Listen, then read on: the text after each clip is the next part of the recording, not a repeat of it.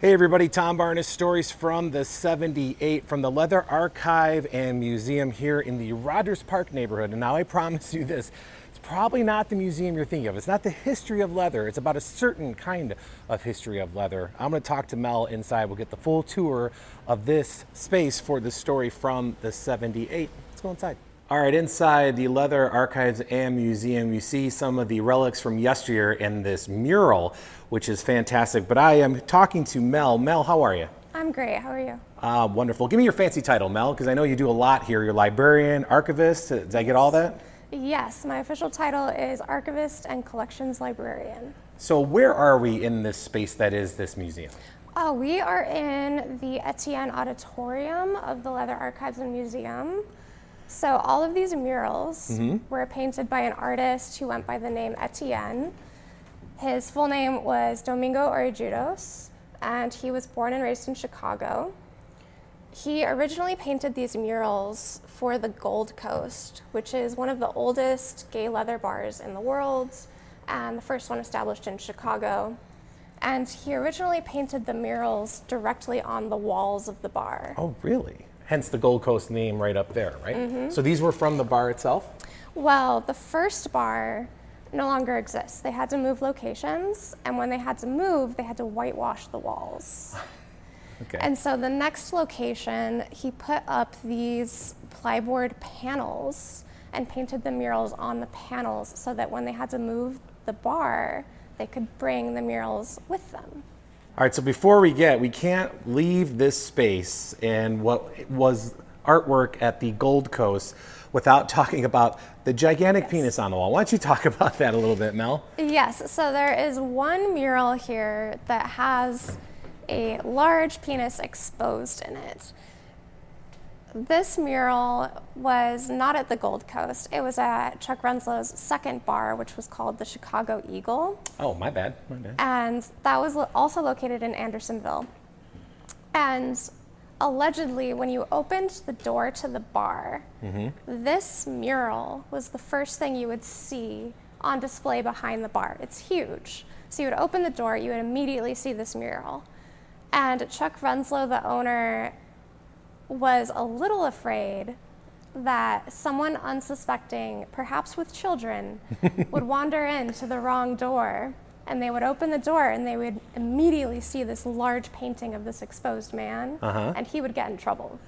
So he had an artist paint over the original. They had him paint underwear, like paint a jockstrap onto the original, and then later he regretted that decision. So he had a different artist paint a new penis on top of the underwear, on top of the old penis. So this painting, if you look at it closely, you'll see the penis does not actually match the rest of the painting. Well, now we got to get closer. The skin tone isn't right. The hair is not right. But that's actually what kind of makes it work now. It's because a second artist did it, and there is a secret original penis painted underneath it somewhere. Fun fact, where was this again? What bar? And what's the painting called? So these were murals that were painted for the Chicago Eagle, which was Chuck Renslow's second leather bar, and it was located in Andersonville.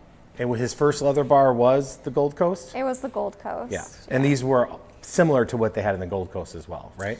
Yeah, so it's a mix. Some of these were originally in the Gold Coast, like this one of the blonde man kneeling in the corner. That was originally in the Gold Coast, and then they were painted on these panels so they could be moved.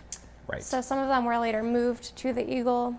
Some of them were painted originally for the Eagle. Because when they moved, they had, as you said, they whitewashed the walls because that was what they had to do to move to another spot per the landlord at the original spot. Etienne's first murals were whitewashed. And it's adorned throughout the space. Are those also panels, or are those other things on this side that we're looking at over here? They are almost all mural panels. So the oldest ones you are looking at right now, they're quite yellow in the back. And if you get up close to them, you will actually see some splatters on the one on the left. Oh yeah, I see. Is there a story behind the splatters? I'm sure there is. So these were at eye level in the bar, so people could interact with them, and there are what appeared to be beer splashes and other types of splashes on the murals. I'm sure. And this space that we're in, what usually happens in this space here? Oh, we have a lot of events here. So there is a program called the Fetish Film Forum that's curated by John McDevitt, and that is once a month. Once a month we have a free class. The class is usually taught by Leather Redux, and we have fetish figure drawing here once a month as well. Okay, in this space here, right? Mm-hmm. And you were talking earlier about leather men in general when you were speaking about the Gold Coast and what you guys use as exhibitions here in the archives. What do you mean by leather men for folks that might think they know, but maybe they don't? Sure. So the gay leather community really started in the 1940s and 1950s with gay motorcycle clubs. And at the time, bikers would wear a lot of leather for protection, of course. So gay men started adopting the style of the biker, as well as founding numerous gay motorcycle clubs all across the country. Mm-hmm. And these clubs were a lot of things. They were social organizations, they were charitable organizations.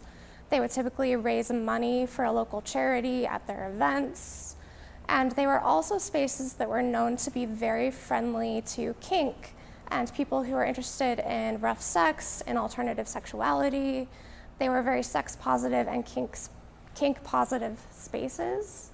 And so leather clubs really came out of gay motorcycle clubs. Oh, I didn't know that. When they stopped riding so many motorcycles.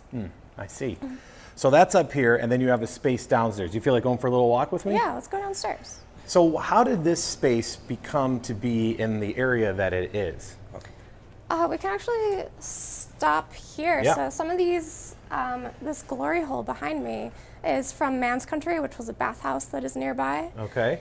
And this area is just really a place where a lot of gay leather bars began to congregate. So there's two of them nearby, Touche and Jackhammer. There's also the leather shop.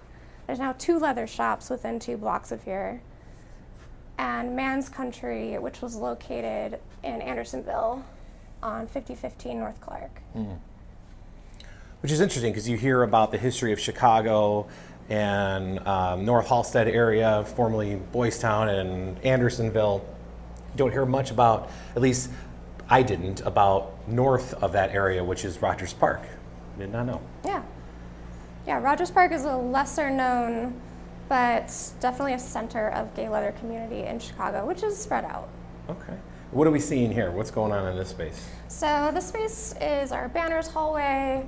We have a lot of banners from leather clubs. Many clubs, they would create a banner that they would hang in whatever bar they hung out in, and they would call that their home bar. And that's usually where they would have their monthly get-togethers or weekly bar nights.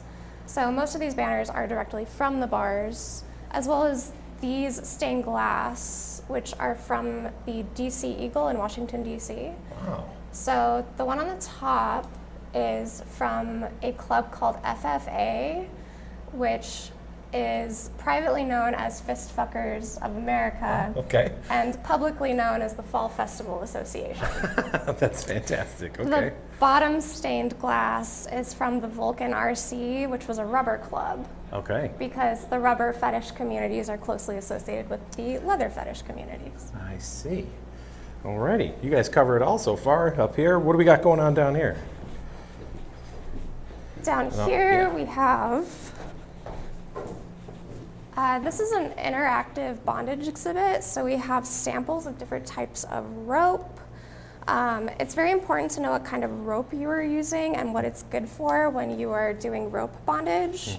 Rope that's very soft and flexible, for example, should not be used to suspend a body because the way it will stretch and cut off circulation.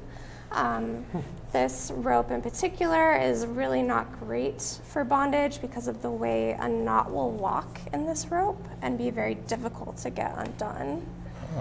This rope is very weak, and also meaning it's weak, meaning it will break easily, but it's also rough.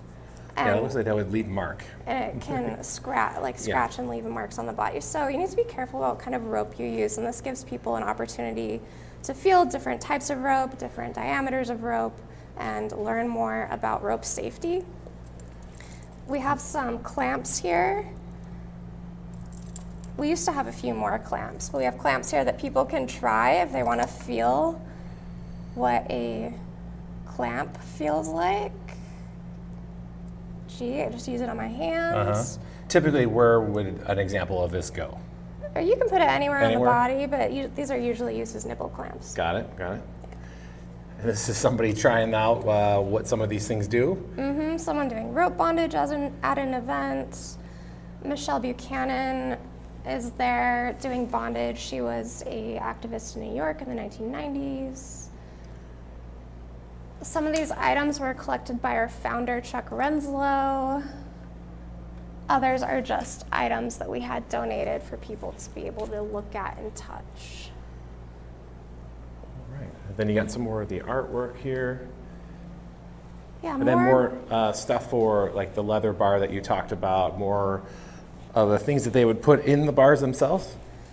Yeah, more banners, more things that would typically be on display in a leather bar, so event posters, bar posters. We've got a bunch of ephemera here, like bar matchbooks, even a nail file from the Gold Coast Leather Bar. So the Gold Coast Leather Bar was iconic. Was it one of the first in Chicago, the biggest, or just the most popular? First in Chicago, one of the first in the world, not the first. We really do not know what the first leather bar was, but it was possibly a guest house in Amsterdam. Okay. And many leather bars would have a dress code, especially for the back room. Okay. This is a dress code from the Mine Shaft, which was also a very famous bar in New York. And what was the back room? What would typically happen in the back room? So the front room of the bar is for socializing and drinking, and that's sort of the public face of the bar. The back room of the bar is also for socializing and drinking, but is also a much more sexualized space. And sometimes has a dress code. Ah, okay. And then what's this space we're about to walk into here? These are our main galleries, which make up most of the bottom floor at the museum. These are our patch books, also called colors. These are the logos of leather clubs from all around the world. Oh, wow.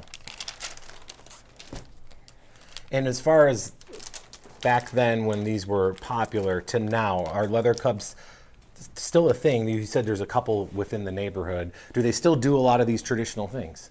They do. So leather clubs were really decimated by the HIV/AIDS epidemic that continues to today, but started in the early 1980s. And I would say in the 2000s, clubs started to become much less popular. And now there's a kind of resurgence of club activity. So we're seeing a lot of new clubs. And is there certain areas that they're popping up in, like in Chicago? In Chicago, are they in the Rogers Park area, Andersonville area? Are they just going wherever they go? Oh, they're everywhere. Okay. So a club is usually active just in whatever city it's based in. And they might have a home bar or a place that they have their regular meetings, but they'll also do social events throughout whatever area that they cover. What are your hours like for this museum? We are open Thursday through Sunday. We are open late on Thursdays and Fridays until 7 p.m. and open until 5 on Saturdays and Sundays. So what's going on over here? These are leather caps, also called covers, from people in the leather community.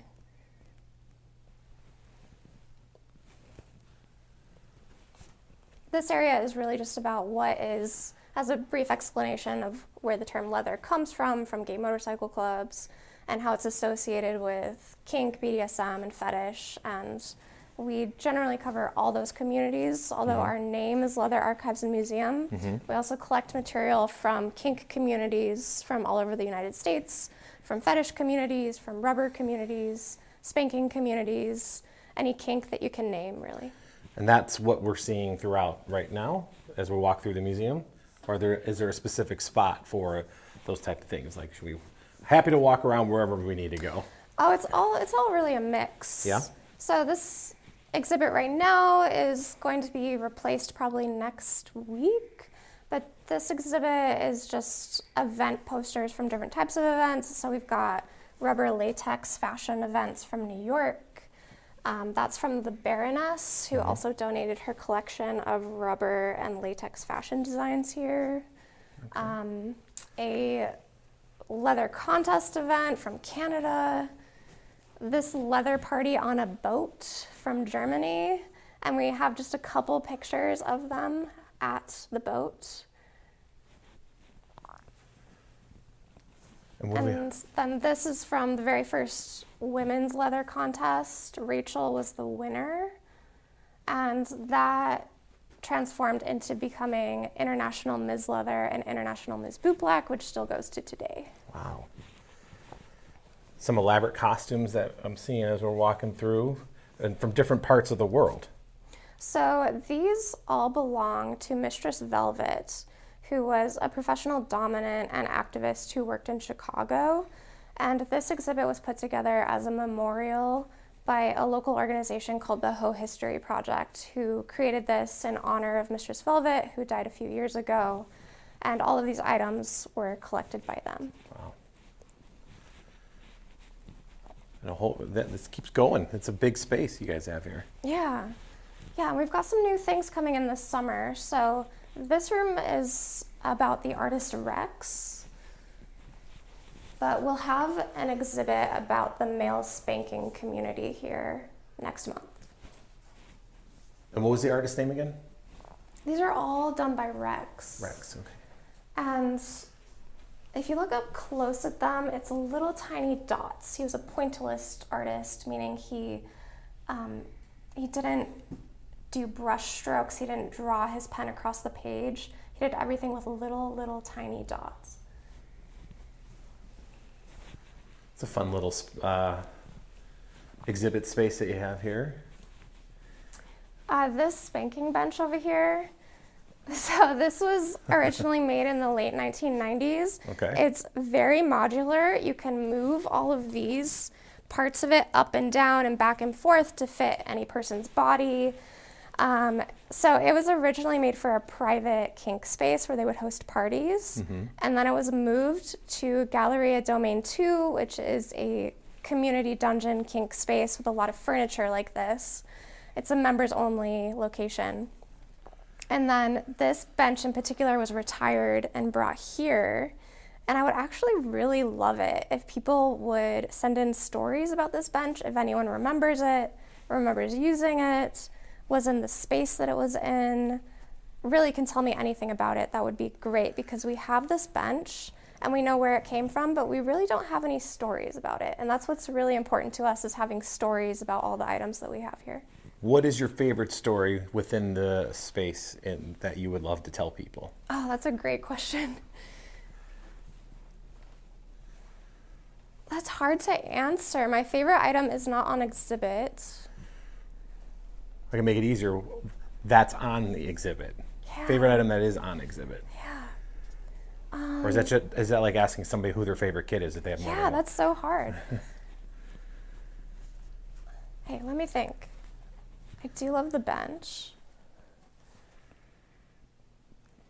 While you're thinking, what are we looking at here as far as this space? This area is about women's leather history.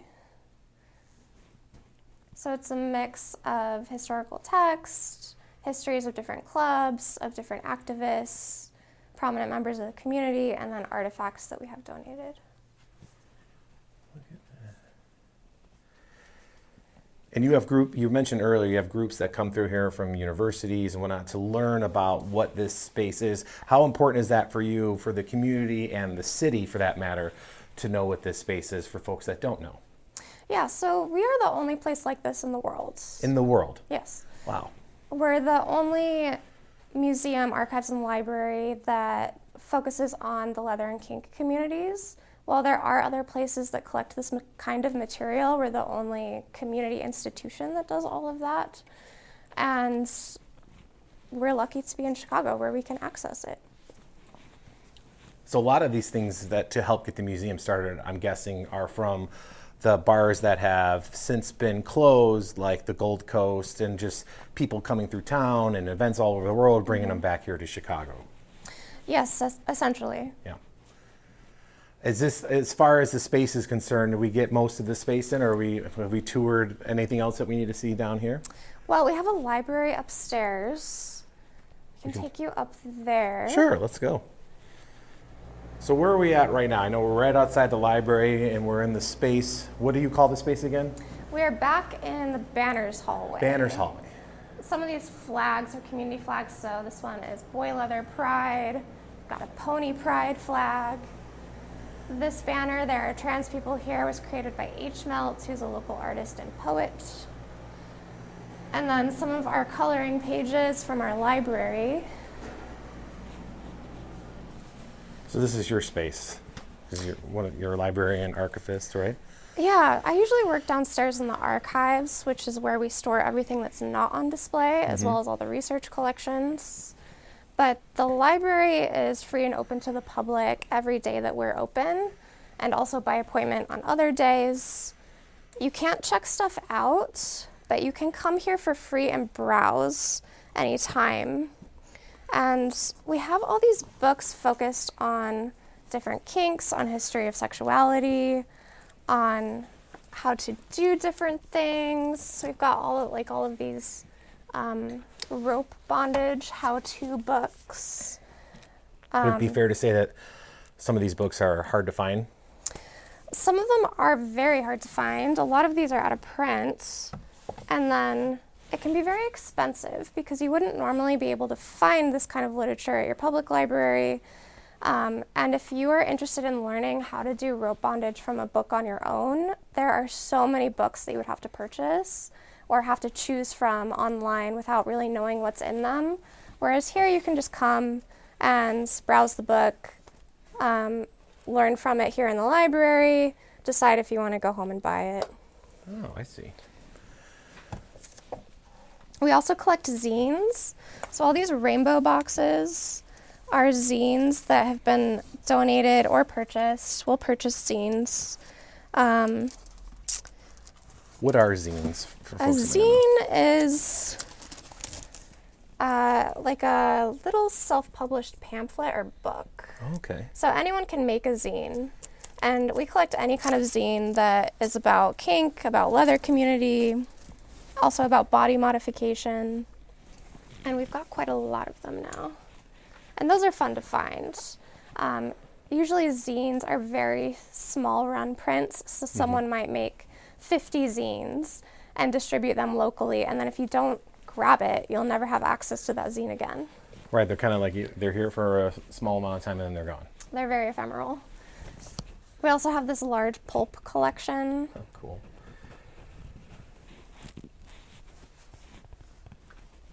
Wow. Truly a unique space.